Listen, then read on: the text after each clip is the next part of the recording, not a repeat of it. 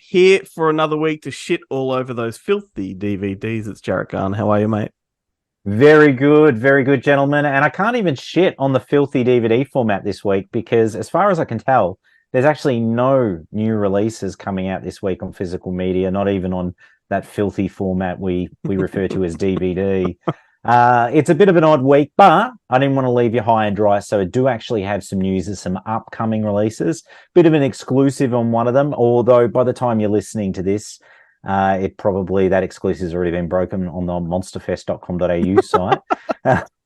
And that is that Australia is going to get a release of The Exorcist on 4K Ultra HD. So we obviously know that it's getting released in the UK, and we know it's getting released in the US. The US release, of course, sans the Blu-ray, which means all the special feature content is actually available digitally, which is a total backward step. But thankfully, we're following the UK's lead. So they're bundling the Blu-ray with the 4K Ultra HD. So that means you get all those legacy documentaries, including that 1998 documentary, The Fear of God. It's an overwhelming amount of material that is on this release, but there's nothing new aside from the fact that you've got 4K restorations of both the original theatrical version from 1973 and the 2000 director's cut. But get this, boys, it's got Dolby Atmos.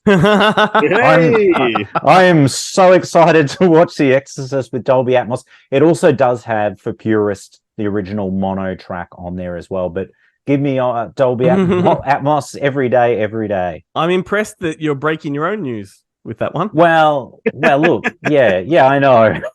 It's a scoop. It's a scoop. If you're going to be beaten to the punch, may as well be by yourself. And precisely.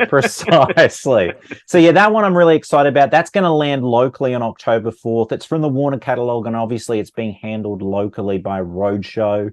So that's the most exciting new release, and it's a catalog release. But the other release I want to mention, which ties in rather well with this week's episode, and that is the release of Dracula Voyage of the Demeter, which is coming out October 11th on Blu-ray and DVD from Studio Canal.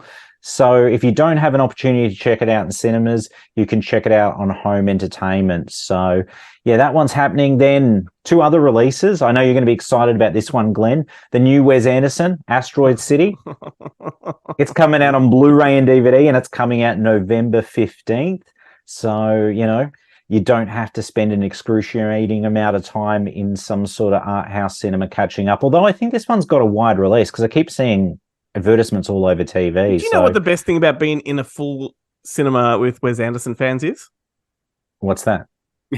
Oh, yeah, of course. Yeah, exactly. Yeah, absolutely. Yeah, that's one cinema I don't want to be caught in, one of those slow lines out of there as everyone goes, God, that was amazing. Oh, how funny was it? Oh, he's so quirky. I don't want to hear any of that. I forgot for a moment that this segment is recorded for the podcast. So for people listening, I did a circle jerk motion there. Yeah. But at the screen I was at, the beautiful thing about it was you composed it so well that it were like it was from a Wes Anderson film.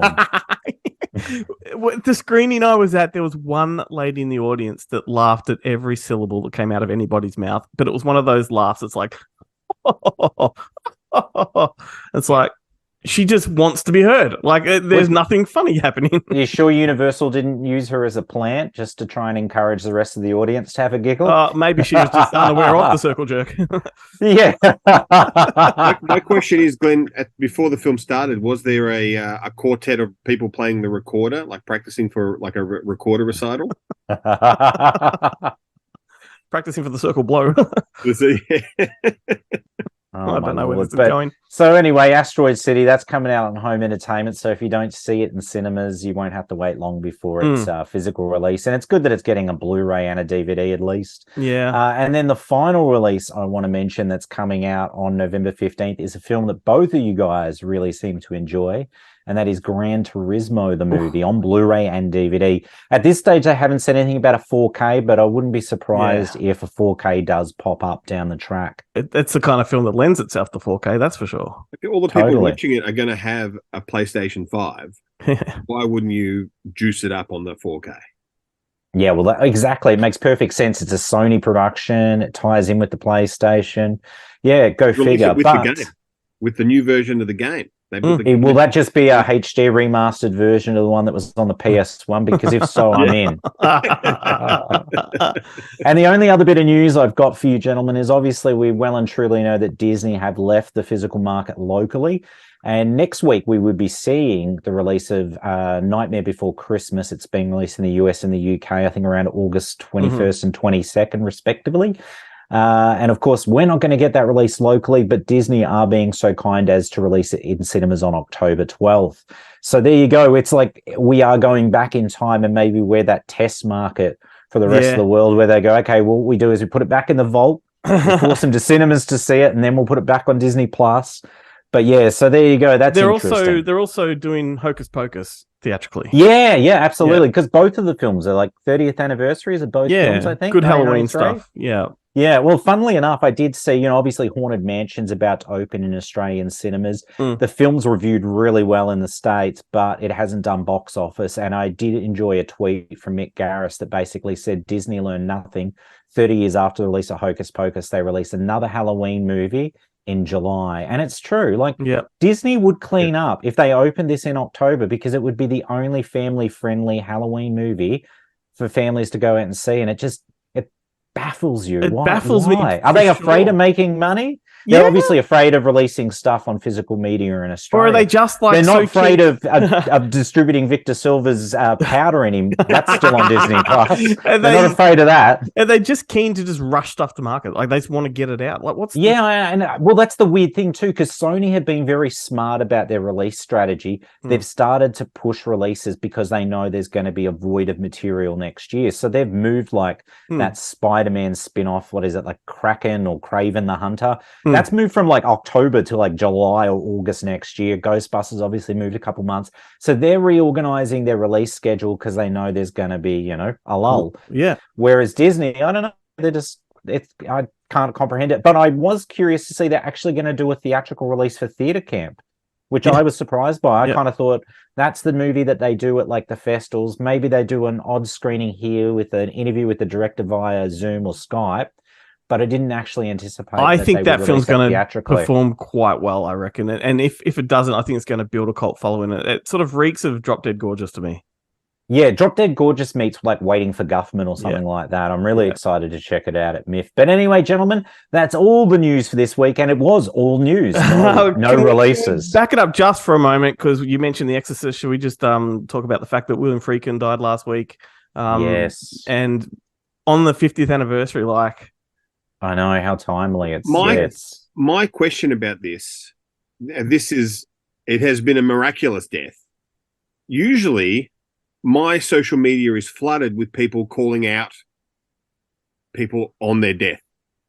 When someone dies, like Sean Connery died, all that people were talking about were the like a bit of a slap, like stuff, like that was it, And this person is William Friedkin, notorious cunt.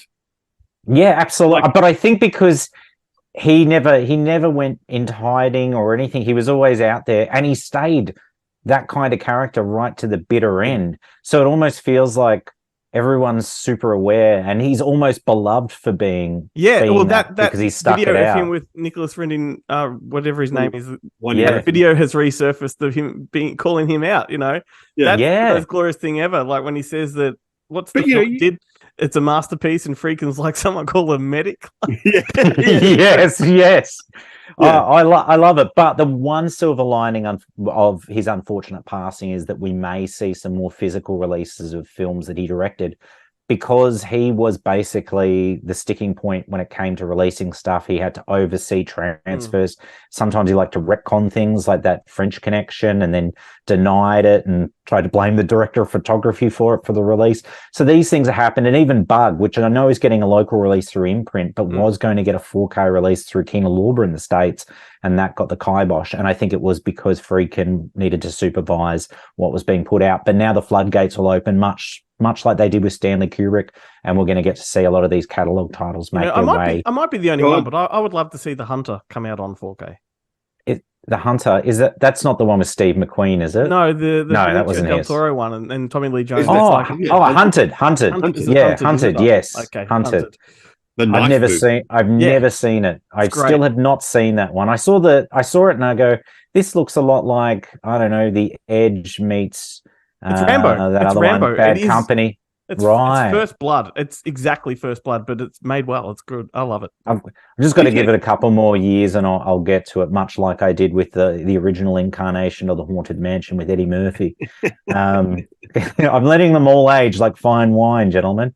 But yeah, so that's the one silver lining, I guess, of Friedkin's unfortunate passing is that he was an old man. See some more of his catalog. He's 90 something, so 80s or 90s. He was no spring chicken, and he was still voicing his opinions on things right till the bitter end. He's got a movie that he just made that's coming out posthumously. Oh, really? I didn't realize that. I think I sent you a link to it, Ben, didn't I? Yes, you did. Yeah, I can't remember what it's called. Okay, no. But he was on Marin. He was on the WTF podcast. He was, yeah. Was it a book? Was he doing a book, or was he? I can't recall now, but yeah, it was only like 2 months ago, maybe. It was fairly well, maybe even less, because he does bi-weekly episodes, Marin. So it's probably like 3 weeks ago. I guess when you get to your late 80s, early 90s, you can just drop off. Like you can be healthy as an ox and just. It doesn't take much. Yeah, age takes you. I will say, though, we did have one person speak out against his films on the Monster Fest social media. We did like a share, obviously, commiserating his passing and the fact that, everyone got on board and gave it some love and shared it. Except one chap who came in and called Cruising a stain on American cinema. Oh. And he said basically because, he was a homosexual man in his 20s when the film came out and it had an adverse effect of, people turning violent toward homosexuals and things of that nature. I know that the film did incite a lot of protest for its depiction of the community and that at the time, the queer community. But yeah, it was kind of like, and then he also, I think, went on to say, and The Exorcist is only good because it was saved by the editor. So I think he's just a hater. But anyway, there was one voice of disdain out there. How else were we supposed to know that fisting was That's it. I want someone to re-release Cruising on Blu-ray, actually release it locally on Blu-ray, and they can put that quote on the cover. A stain on American cinema. I reckon that's going to sell. It's a great totally, absolutely. You read Easy Riders, Raging Bulls, and he talks about how he forced he was dating a dancer whose name I can't remember, but she was like a super famous dancer, and he forced her to get multiple abortions and all sorts of stuff. Like it was physically violent, abusive, all this stuff, and it's just. Yeah, and then for the last part of his life, he was married to the head of one of the studios. Okay, right. He was married to them, so they used to fly around all over the place with it. Do you remember they came out together when they did that big Sorcerer retrospective in Melbourne? Yeah, for me now 20 years ago now, or whatever it was. Yeah. But yeah, he was a total monster, and I'm just shocked that it's all praise, really, except for obviously this one guy. This one individual. He's not talking about. He's just talking about his films. He's got a legitimate gripe about the film, not about the filmmaker, which is usually the can't separate the art from the artist crowd. I guess all that information is just far less known in generally speaking. Less documented, or it's documented, but less people have read it. Yeah. I guess in a similar way, I didn't see, funnily enough, that much backlash against Peter Bogdanovich when he passed. And given that he was a pretty prickly character when it came to his particular relationships and treatment of women, so it is interesting. Poor old William Hurt got all the fucking. Look, if those things were true that happened, understandably, but I also think that when someone passes, it's probably not the best time. It's not the time to do it. Grievances. Do it while they're alive. Get the shit out there and say your piece, but don't use this as an opportunity to or say even those things. Do it when they're dead, but just not on the week of their death. Yeah, absolutely. Absolutely. Just give it a little. The last 5 minutes. I'm only bringing it's been a week, Ben. It's all right. It's all right. It's been a week because I'm shocked that no one else has. All three of us love freaking cinema, so absolutely, absolutely. Anyway, gentlemen, that's it for me. So until next week, stay physical.